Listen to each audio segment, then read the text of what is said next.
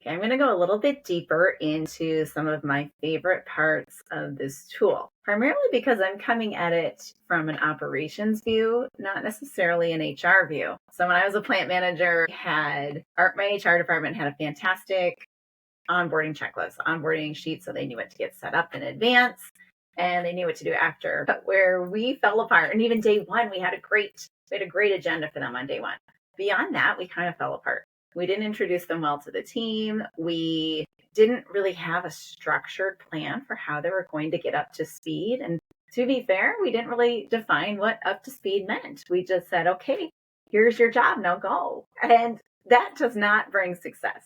So some of my favorite parts of this are the preparation checklist and the week one checklist. So let's get into them so you can see a little bit what this looks like. And it does not take long to get going. Let's look at the week one checklist. This one is one of my favorites because it has a lot of these best practices that are really going to bring your team member up to speed faster and to help them feel part of the team even faster. Talking about check-ins with the manager, daily check-ins, making sure that that's in the schedule, getting training on some core system and tools and how work is going to flow. So you can detail that right out on this checklist as well, which making sure you're reviewing the job description. We want to go through, we need to clarify these responsibilities because you will not believe how often somebody comes in and we're like, they're not meeting my expectations. And then we go back to the job description and we say, well, you never said that was what they were going to do. You said they were doing all of this and now they're doing this, or they're only doing this much. They're only doing a quarter of their job description. And we've never actually trained them on the rest of their job.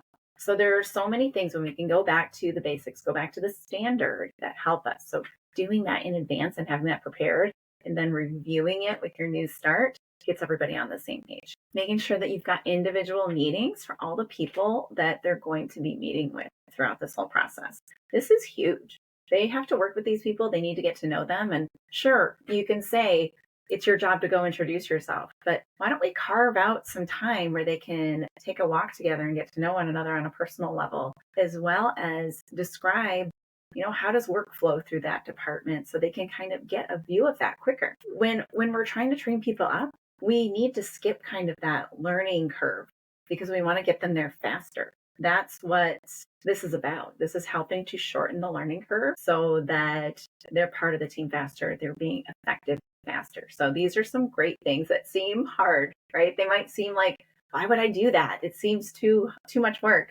But when we do this up front, we shorten the learning gap. We're going to set 30, 60, 90-day goals. And the key part that we've got in there is what does good look like? We're making sure we define that up front so that we're not sitting there on the 30th day, the 60th day, or worse than 120th day, and they're not meeting them. We're going to review communication norms. So, how do we talk? Do we share during what's normal look like? And we're going to have a project ready for them, because there's going to be work to be done, and what better way to train them than doing tasks. We're going to make sure we've got coaching sessions, mentors, buddies. So we talk about that, like what those things are, how to pick one, and, how to help your new hire as well.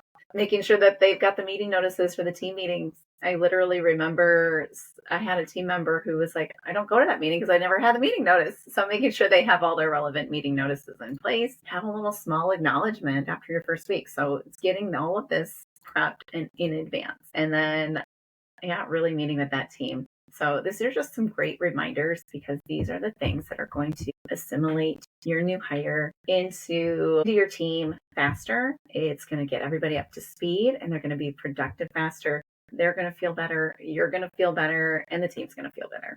And most importantly, they're going to get the results that you want.